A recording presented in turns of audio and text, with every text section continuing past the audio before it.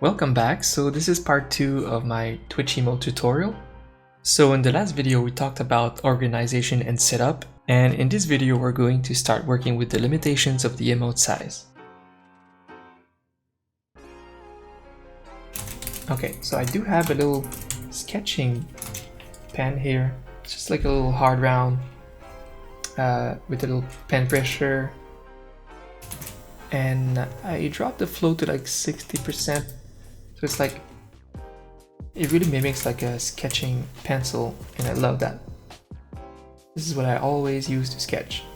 Now, you don't ever want to have a full body emote or anything more than a torso. This is the very maximum that you will ever be able to put into an emote until you have like a very minimalist design, like for like, I don't know, a cat like with his tail, like very minimalist, and you will be able to see it clearly even in emote size 28 by 28.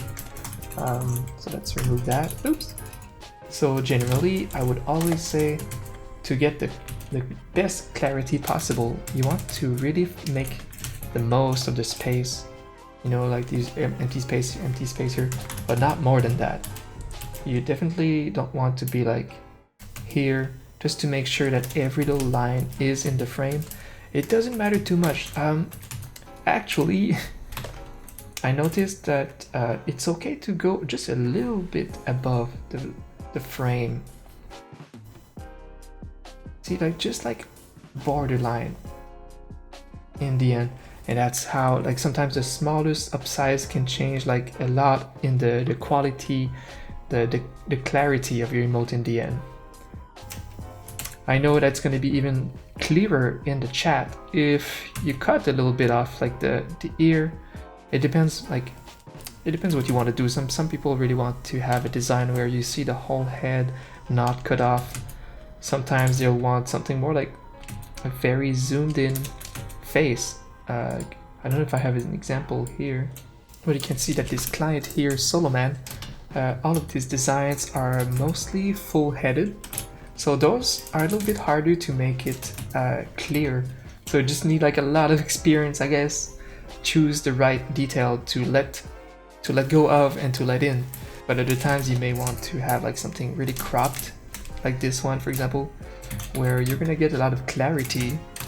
While this one is the opposite. See, it's a shrug. These are very difficult because you want to see in the frame the arms, sometimes the elbow. Very difficult designs. The more you put after like the head, the more difficult it's going to be to have a clear design. I was talking earlier about how that it's actually possible to have a full design, a full body design, but it needs to be like a concept, like this one, for example, this booty, cute doggy booty emote. It needs to be a concept where it's very minimalist, it's made to look clear in a short amount of space, but generally you will never be able to have like a full body guy. It's impossible. It's gonna be a blur. All of these pixels here that you're not using, for one thing, I'm just clicking on her so that I can, you see how in the new Photoshop CC you can just like click on a line of each drawing and it's gonna go immediately to the layer of that drawing. Very nice. And then L for lasso, select like this, Control C, Control N, and I click on this one, which is my normal format for my my emotes. And like I said, around 500 by 500 pixels is perfect. I just OCD with my 448 by 448. Okay, Control V, and then I'm just going to resize it. This won't be the final framing. Like I said, I want to zoom in at some point, but just for the design purpose, or the design phase, I mean, I'm gonna use like the full body drawing. Here we go.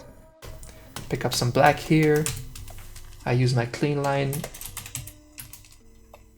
I duplicate my sketch. There you go. So whatever mistake I'm gonna do, I can always go back to this other one. Click Alt and drag, to duplicate it, and then hide the other one. I do that many times actually at first. Okay, I want my float to be 100% so that this line is crisp as possible. Very crisp. For my line work. Now, most professional artists don't do what I'm about to do. Most professional artists would put a layer up there, maybe make this sketch like transparent here, go back to the layer over it, and draw, you know, the line work like this on the new layer. For some reason, I have the weird OCD habit of doing it differently, where I'm just going to polish the actual sketch layer. I don't know why. I guess I like the process, or maybe I do some tweaks at the same time on the design. And this is why I like doing that. A lot of erasing. Boom. A lot of cleaning. So you see, I use a lot of erasing in my own technique of polishing my lines. Erasing. It's always like draw, erase, draw, erase. It's basically my own technique. So during this little time lapse, let me remind you of something I talked about in my previous video. It's really good to set up a custom shortcut for flip horizontally, because if you've been drawing the same design for 30 minutes, 1 hour, your eye becomes biased over time. So it's a really good idea to switch horizontally your drawing every now and then, so that you can have a fresh view on your drawing and see what's wrong with it. Another important thing about the size limitations to talk about is the thickness of the lines. You'll notice that most good emote designs on Twitch all have very thick outlines and bold details.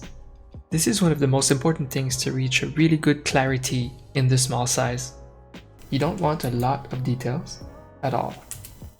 Just like well-chosen lines. Your space is so important.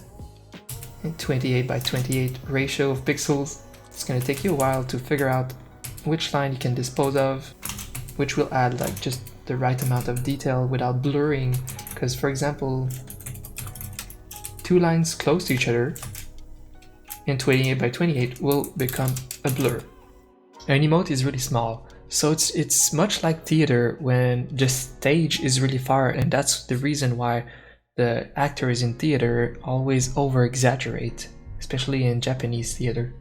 You need to exaggerate everything. You need to exaggerate all of the expression that you can give in the eye and the mouth. So if you think that your character looks pretty angry, try making it look angrier. Just try to push the limit all the time to see where it becomes a bit too much.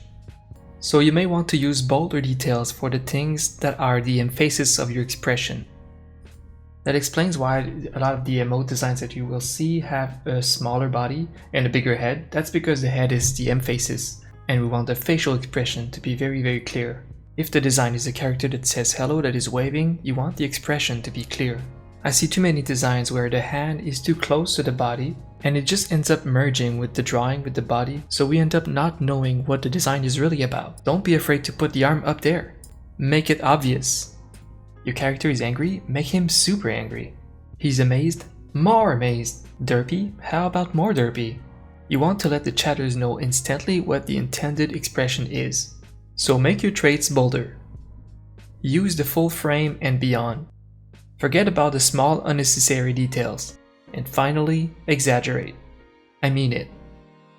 So this is where I'm going to stop for today, and in the next episode we're going to get into the coloring and polishing phase. Thanks for watching, and please consider liking this video or subscribing if you want to see more of this content.